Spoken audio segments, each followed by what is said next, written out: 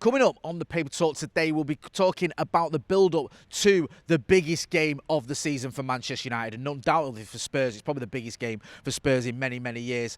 We're going to go head-to-head, obviously, in the Europa League Final tonight. We're here in Bilbao. We're going to be covering the game. We're going to be covering all the build-up. We're going to be covering all that. But for the Paper Talk as well, we're going to be looking at what the managers have been saying. We had press conferences for both clubs yesterday. We heard from Harry Maguire. We heard from Ruben Amorim, of course. We heard from Bruno Fernandes. We also heard from Ange Postecoglu. And it seems there's two different moods going on here with the two sets of clubs when it comes to Ange Postecoglu's press conference and when it comes to Ruben Amorim's press conference. Hopefully you're seeing a relaxed sort of friendly mood with Manchester United. I think that's what you're feeling, what you're seeing, and hopefully that'll continue into the game as well. Not what you're seeing from the Spurs point of view. So we're getting into all that. We'll have the latest updates as well, including a bit of a surprise, wasn't it, when the squad was named, with one or two injury updates that we weren't sure about, were we? There's a few players, we've spoken about this in the Paper Talk throughout the week, we've spoken about it in the match preview as well, about one or two players who were kind of 50-50 as to whether they'd be available, whether they'd be part of the squad. We know that they are. The manager's been speaking about that as well, and just how many minutes we can expect from certain players. So let's get into it all.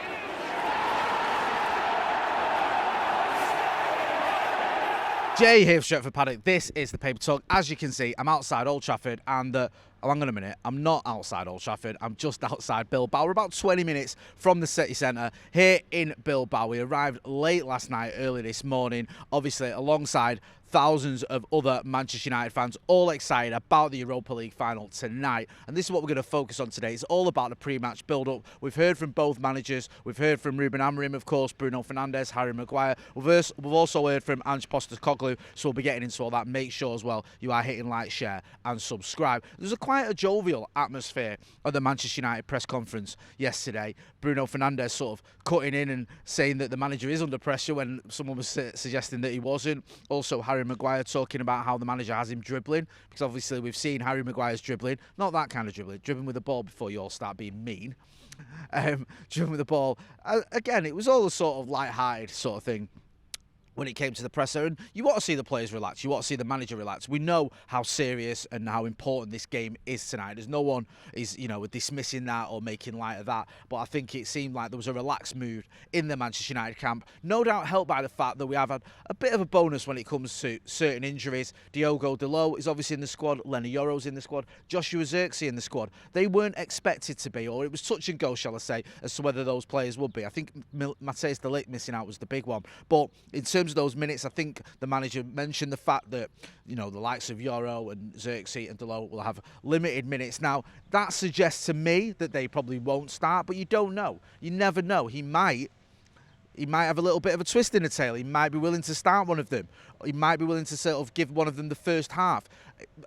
If that is going to happen, if you were to do that, you're more likely to do that with an attacker than with a defender. It's highly unlikely you're going to start a defender and just say, you've got 45 minutes before I take you off. That doesn't happen too often. It can happen, but not too often. But someone like Joshua Zirkzee, for example, maybe there's a decision there to be made with Ruben Amorim. I know a lot of people I've spoken to a lot of Reds during the course of this season, and obviously lately, and here since we've arrived in Bilbao. And I've only spoken to a couple because of the time we arrived, but there's a feeling that a lot of people I spoke to would like to see Joshua Zirkzee starting if he's capable of, because there's a lack of confidence in Rasmus Højlund, and Rasmus Højlund himself seems to be suffering from a lack of confidence. So maybe Amorim does have a decision to make there. I did my predicted 11, I think, the other day. I'm going to sort of stick with it. I think Rasmus Højlund will start for Manchester United, but who knows? Maybe the manager looks at it, maybe he sees something in training. We know that Joshua Zirkzee, in terms of the ability and the output between the two players, it's not that dissimilar. Look at the numbers. It's not like Joshua Zirkzee's banging in loads of goals and getting loads of assists.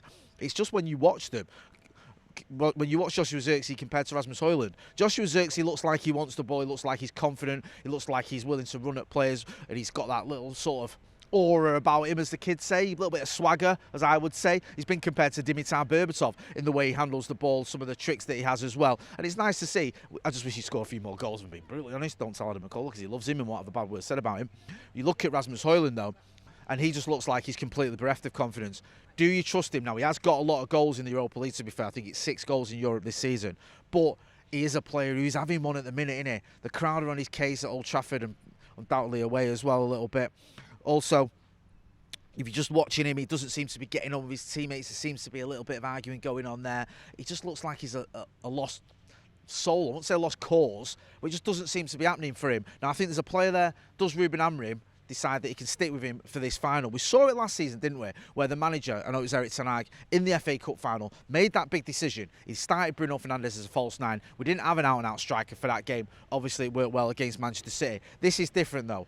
Tottenham Hotspur, who sat in, 17th, ain't the same as Manchester City. Ruben Amorim doesn't tend to change his system, so he's more likely, if he is to change anything, it would be personnel rather than the system. So maybe Joshua Zirkzee does come in.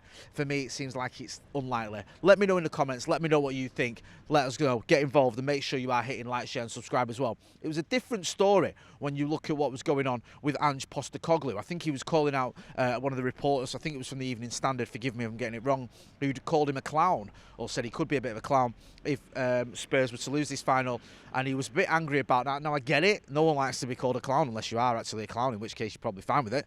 But a manager being called a clown or being compared to a clown, however it was sort of termed, isn't great. Ange Postecoglu has been a little bit prickly, hasn't he, with the media lately. When he first came in, I think he was well liked by a lot of the journalists, and he still probably is, but he had this air about him of he was quite sort of friendly. He's a kind of guy you'd want to go down the pub with, or bloke I should say, you'd want to go down the pub with, called journalists mate, was very open, very honest, seemed quite relaxed. Very easy to do that when you're winning loads of football matches, which he was doing when he first came into Tottenham Hotspur.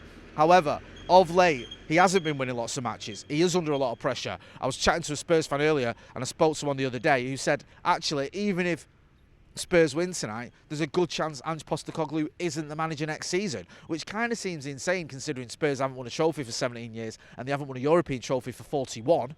But that is the nature of where Ange Postecoglu is at the minute. They are suffering in the league. They are right near the bottom. They're actually below us in the league table, which says it all. Also, the nature of some of those defeats have been pretty horrendous. So I think there's a feeling amongst Spurs faithful and maybe amongst the Spurs hierarchy that Ange Postecoglu isn't the right man for the job, and he could very well end up leaving at the end of the season or beginning next season, or before the beginning of next season, I should say.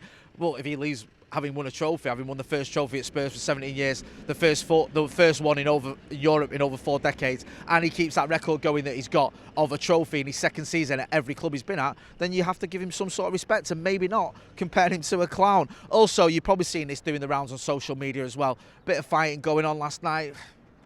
Wasn't anything, I don't think, personally, to get too worked up about. It seemed a little bit of, chair throwing and a few digs being thrown, but I wouldn't class it as a full-scale brawl or a riot or anything like that.